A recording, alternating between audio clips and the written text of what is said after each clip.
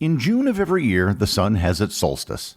In the north, the days are long. In the south, the days are short, and we can plan our calendars around this event. And just as certain as the sun follows its path in the sky, so do the listeners of this podcast have questions. And just as certain as there are questions, so too do I have answers.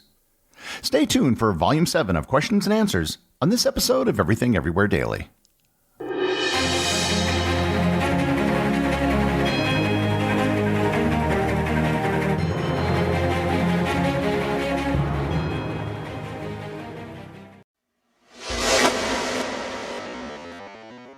Let's get right into the questions.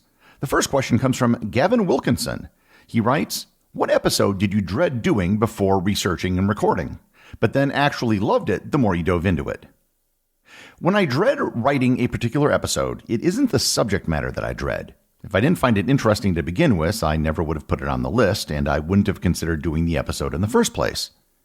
The episodes I dread doing are topics that are interesting but can be overwhelming in terms of trying to explain them. For example, I've been thinking about doing an episode on quantum physics for over 2 years, but I'm still not sure exactly how I would encapsulate everything into the time limits of the show. I'd probably have to chop the subject up into multiple episodes with some sort of overview episode first. Likewise, I would like to do an episode explaining how blockchains work. It's something that people hear about all the time, but most people really don't know how they work under the hood. In this case, it's trying to figure out just how much detail I should go into explaining everything. Other topics are just enormous, and trying to condense them down is more of an exercise of trying to figure out what to omit. I did an episode in the past that gave a brief history of the Mongol Empire, and it was challenging for that reason. The episode on how horses arrived in North America was a topic I found really interesting, but I dreaded doing it for a long time because I felt the topic was daunting. Preston Smith asks, "How do we suggest new topics? How far in advance does the idea list go? How do you decide if a topic is too obscure to tackle?" Preston, sending me a show idea is really easy. However you can communicate with me works. You can send a message on Facebook, or make a post in the Facebook group, or you can send me a tweet on Twitter, or you can send me a message on Instagram, or you could post something in the Discord server, or you can send me an email. Any and all of these are ways that people have given me suggestions for future episodes. As for the list itself, the list was originally 100 ideas that I came up with before I ever published the first episode. Since then, I've added to the list as I've come up with new ideas and taken things off the list as I do them. As of this moment, there are currently 867 episode ideas on the list. They are in no particular order. Some of them may never get recorded, or they might be merged into other episodes. If you are a supporter of the show on Patreon, you have access to the actual document of future episodes, and you can make suggestions right in the document itself. As far as what is too obscure, I guess that's a judgment call. I get a lot of suggestions from people that are really just facts. They aren't the sort of things you can develop an entire episode around. Whatever it is, it needs to be something that has an interesting story around it. So long as it's interesting, it really doesn't matter how obscure it is. Oleg Ulagov asks, "As a person from the USA traveling around the world, what do you think people who have never been there get the most wrong about the USA and the people who live there? Do you have stories of funny stereotypes or misconceptions you faced around the world?" This is actually a great question, Oleg. The thing with being an American traveling is that everyone you encounter is aware of the United States, at least to some degree. Their knowledge of the United States almost exclusively comes from what they've seen in movies or television. As such, most people think they know more about the country than they really do. For example, I got into a big argument with a guy from England about how many states there were. I explained to him that there were 50 states, and he was adamant that there were 52 states because Washington, D.C. and Puerto Rico were states. I tried explaining to him that those were in fact not states, and if he wanted to verify the number of states, all he needed to do was count the number of stars on the flag. I've met people who, when I said I was from the United States, would then say, "California? New York?" And that was what they asked because they didn't know about anything else beyond those two places. Maybe they might have heard of Texas or Florida. There are some people I've met who assume that everyone carries guns around and that there are police shootouts and high-speed chases all the time. The vast majority of people I've met who had been to the United States usually only visited a few places: New York City, Disney World, Las Vegas, Los Angeles, or San Francisco. Maybe Washington, D.C. if they worked for some organization. Very seldom would I meet people who visited anywhere in the country beyond the major coastal cities. I was on the road during 4 different U.S. presidential elections. I saw local coverage of it pretty much everywhere I went. The problem with everyone paying attention to American politics is that they view everything on reciprocal terms with their own country. They would say, I know who the leader of your country is. Why don't you know who the leader of my country is? And that sounds reasonable at first, but the same thing can be said by someone in almost every country. My response would be to ask them who the president of South Korea or Switzerland was, to which almost no one had an answer.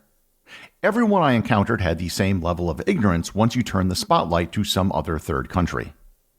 Many people also just don't realize how big the United States is. Many U.S. states are on a par with many countries in Europe, with economies or populations just as large or larger. I met one British couple that was planning to fly to New York and then drive to Chicago for the day. I had to explain to them that that wasn't going to work. There is a stereotype that Americans aren't that well traveled. It really depends on how you ask the question. If you ask people how many countries they've been to, the average American will have been to fewer countries than the average European. However, if you look at the distance people travel, Europeans and Americans travel about the same distance. The difference is what you can find in that distance. For example, if you draw a circle with a radius of 1,000 kilometers centered on Prague, within that circle you'll find 32 different countries. If you draw a circle with a radius of 1,000 kilometers centered on Kansas City, Missouri, every point in that circle is still within the United States, and it only touches 23 states. David Day asks, how profitable is the podcast? Is it supplying a full-time income for you yet? And do you have any tips for someone wanting to get into podcasting? Well, as of right now, the show is allowing me to make a living. It's paying for rent and expenses, but I haven't purchased a new car or anything. Advertising and the support I get from the supporters on Patreon are managing to pay the bills. I'm getting very close to the point where I'm going to be able to hire someone to help me with some of the tasks in managing the show. And all of this has only taken 3 years. As for advice, I could talk about that for hours. The thing I would recommend is not to expect any success immediately. Podcasting isn't like YouTube or social media where things can go viral. The vast majority of podcasts never make it to episode 10. Also, don't just have a subject for your podcast that you want to talk about, but actually develop a format. If you've listened to this show long enough, you're pretty familiar with the format of the show. I stick to it pretty rigorously, and it's worked for me. Jeff Loftus has another question about the show and asks, do you have any interesting interactions with the advertising side of the show that you can share? I am not involved in the day-to-day selling of advertising. I work with Glassbox Media out of New York, which handles selling advertising for me. Producing the show by myself every day takes up a lot of time, and I don't have the bandwidth nor the talent to do advertising sales properly. That being said, I can't really say I have a lot of interesting stories. I have rejected some advertisers because they just weren't a good fit for the show, and I've turned down quite a bit of money because it would have required adding another ad spot. When I started the show, I set a limit of no more than 2 ads per episode, and that is something I've stuck to. Almost all of the ads you hear me read are written by me. Most advertisers give quite a bit of leeway in letting me say what I want, just so long as you hit a few key points. Barbara Nee Kaneja asks, I was rewatching A Few Good Men, and I was wondering about the obsession with Cuba. Has Cuba ever invaded the U.S.? I seem to remember the U.S. trying to invade Cuba. I could probably make an entire episode on the relationship between the United States and Cuba. I'd recommend listening to my episode on the Spanish-American War to give a historical background for the movie A Few Good Men. Cuba is the largest country in the Caribbean by a wide margin. It has more land and people than every other island in the Caribbean combined. It also happens to be very close to the United States, although technically the Bahamas is closer. In the 19th century, there was talk of taking Cuba from Spain and making it a U.S. state. The U.S. invaded the island when it was still held by Spain in 1898. The United States occupied the island for a few years, and then when Theodore Roosevelt became president, he was a big supporter of Cuban independence, so they became independent in 1902. In 1903, Cuba allowed the United States to establish a naval base at Guantanamo Bay for an annual payment. And in 1934, a new treaty established the lease as being perpetual and the annual payment to be $4,085. The base was actually a large employer for local Cubans up until the Communist Revolution of 1958, when the base was sealed off.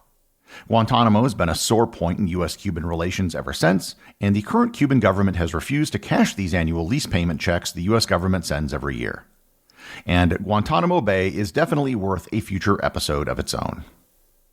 Sarah Fredman Ader asks, what spots in Israel outside of Jerusalem do you think are worth the visit? The good thing about Israel is that it's a pretty small country, so you can actually visit quite a bit by just taking day trips outside of Jerusalem. The first place I'd recommend, which is the closest, is Bet Guvrin Maresha National Park. This is a collection of huge caves which were actually excavated by hand. And there are also active archaeological digs in the city of Maresha where the public can take part in a dig. Normally, archaeologists wouldn't let the public do this, but what they're excavating are actually garbage pits, so there isn't that much in the way of stratigraphy to worry about. Another recommendation would be the Nahal Marat Nature Reserve. This is located on Mount Carmel, and it's not far from the city of Haifa. It's one of the most important sites for documenting early humans and human evolution. Masada can be visited on a day trip, and it gives you an excellent view of the entire Dead Sea. And I also recommend visiting one of the tells. A tell is a human settlement that, over the course of thousands of years, developed into an artificial hill as people continuously built up on top of the ruins of what came before them. There are 3 tells in Israel which have UNESCO World Heritage status: Megiddo, Hazor, and Beersheba. Beersheba is probably the closest to Jerusalem, but Megiddo is probably the most interesting and best to visit. I've been to all 3, and I recommend checking out the ancient water systems that they developed, as they were quite sophisticated. The final question comes from Sevi over on the Discord server, who asks, what are your favorite unorthodox travel hacks? To be totally honest, I don't really have any. I have never focused on things like travel hacks. I am aware that there's a very large number of people out there who are focused on travel hacks, frequent flyer miles, and getting status with airlines, etc. And some of them are downright obsessed about it. I've never really cared about those things because that wasn't why I traveled. I've always been more interested in what I was seeing and where I was going, rather than the minutia of getting discounts on flights and hotels. My travel hacks can be summarized as follows. Get a credit card that has travel rewards like the Chase Sapphire Reserve, use it frequently, show loyalty to a particular airline or hotel chain if you want rewards. That's it. Oh, you should also bring a pen with you if you're going to be flying into any airport where you have to go through passport control. That concludes this volume of Question and Answers. If you have a question for me, you can ask it for next month's episode over on the Facebook group or on the Discord server.